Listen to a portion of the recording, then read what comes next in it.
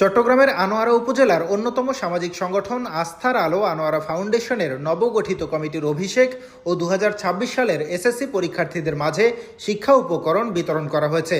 শুক্রবার 10 এপ্রিল সন্ধ্যায় বন্দর সেন্টারের একটি রেস্টুরেন্টে আয়োজিত অনুষ্ঠানে সংগঠনের সভাপতি এম মোর্শেদ মান্নানের সভাপতিত্বে ও সাধারণ সম্পাদক মনির উদ্দিন জুয়েলের সঞ্চালনায় শুভেচ্ছা বক্তব্য রাখেন সংগঠনের প্রতিষ্ঠাতা পরিচালক শেখ আবদুল্লাহ।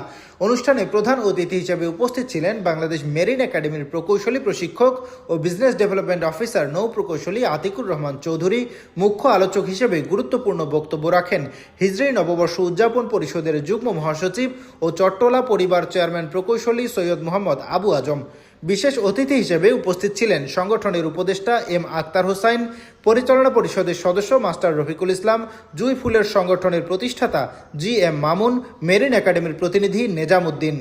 বোনেরা, আসসালামু আলাইকুম ওয়া রাহমাতুল্লাহি ওয়া বারাকাতুহু। ইকোনমিক জোন, চাইনা ইকোনমিক জোন, মেরিন একাডেমি, টানার রোড, মানে সবগুলো মিলিয়ে দেখবেন যে আমরা তদনুপাতে কিন্তু আমরা কিন্তু অবহেলিত, আমাদের ছেলেরা কিন্তু চাকরি বঞ্চিত।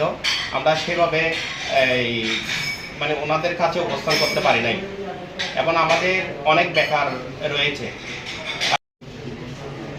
সবাইকে অভিনন্দন জানাচ্ছি যারা নতুন দায়িত্ব নিয়েছেন। আমি সবাইকে অভিনন্দন জানাচ্ছি প্রথম শুরুতে এবং পাশাপাশি ধীরে ধীরে এগুচ্ছে এবং এই ফাউন্ডেশন আমার অত্যন্ত প্রিয়।